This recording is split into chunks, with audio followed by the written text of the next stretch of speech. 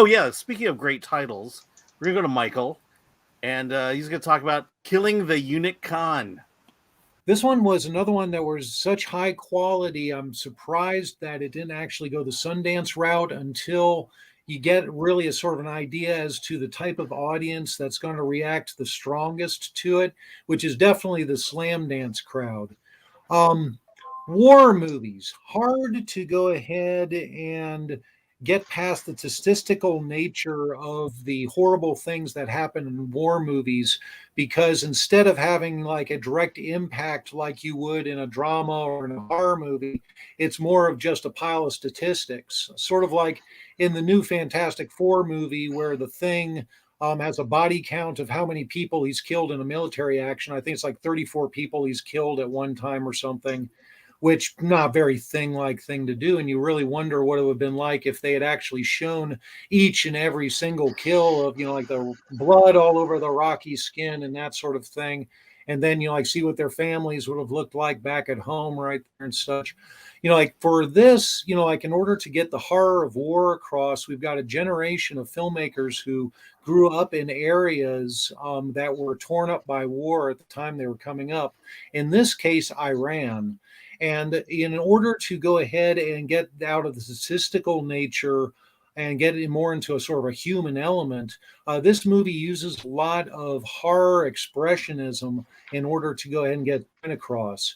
The whole thing is set in during the Iran-Iraq War in a border city, right on like the border of Iraq inside of Iran, where these two little girls are picking up mirrors in a field behind their house and then arranging them around the room so that when the light hits them, it like sprinkles like light motes all over and looks real pretty.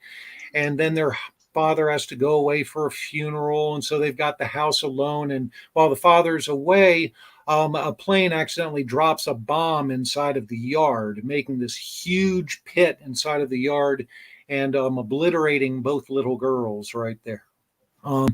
Like when the father comes home, he sees his, like little girls, the little girls, and also the walls are starting to be covered with fountains of blood. And when he goes to, take the body outside to try to find somewhere in the hard ground to bury it, which he has to use a pickaxe because the ground is so hard. Basically a river of blood starts pouring down the stairs of the house and out the front door and into the pit where the bomb left, making this huge pool of blood in the yard. At that point, the father goes to, go ahead and seek revenge against, like the person responsible for, like the house being bombed, which is going to, go ahead and climb up to a higher level of responsibility, in this case, the Eunuch Khan. But what we've got here is we've got a movie that is built where you take a visual motif that really moves you from one movie and then you build it into a much more central part of the story in another movie. In this case, the visual motif is the scene from Kubrick's The Shining, where we get the blood-filled elevator, the scene that was used in the previews for the movie. Essentially, like we've taken the blood-filled elevator and turned it into an entire visual motif, being the, like blood that's running down the stairs in like oceans and like oceans of blood, much more blood than you'd ever find in Two Little Girls in your life. Oceans of blood to go ahead and show the pain and the turmoil of not only the acts of war, but also the filling of the pit with blood, like to go ahead and, like show the lingering responsibility that, like the, like actions have gone ahead and, like those responsible will need to eventually face up. But it's wonderful how it uses the horror elements to go ahead and, like get rid of the sort of objectiveness of like what the conflict is, making not so much a power struggle, and entice an audience, especially one that did not grow up in a war type like type environment, into the actual impact of it by using genre elements like you would get in science fiction and horror, kind of similar to what Mother Android did recently, by going ahead and reframing the Bosnian conflict, but in the form of a worldwide android invasion, right there. But yeah, the actual filming of it doesn't look low budget at all. It's some of the most magnificently composed shots I have seen in years.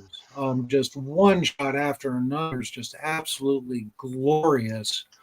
And the composition with the way the music goes with it, completely and totally monstro fantastic. Like one of the best looking movies I've like seen in a really long time. I believe it's Ahmed Abert. He's an Iranian filmmaker. This is his second feature, but cannot say enough good things about The Killing of Eunuch Khan. And absolutely, if you have not seen it yet, please stream it on the Slamdance channel. Yeah, I'm looking at the log line for it. It says a serial killer uses his victims to kill more victims. You talk about The Shining. I'm also thinking about Dexter at this point as well. The serial killer is not. The serial killer is more of like there's someone who has to call the shots behind the scenes.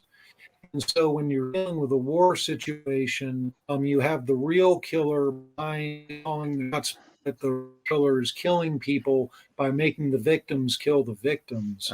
Once again, using this type of terminology to sort of convert war into sort of the horror realm, it works beautifully right there, and definitely it gets you much more into the emotions of the whole thing. Good. I totally missed that, but thanks. That's creepy. All right.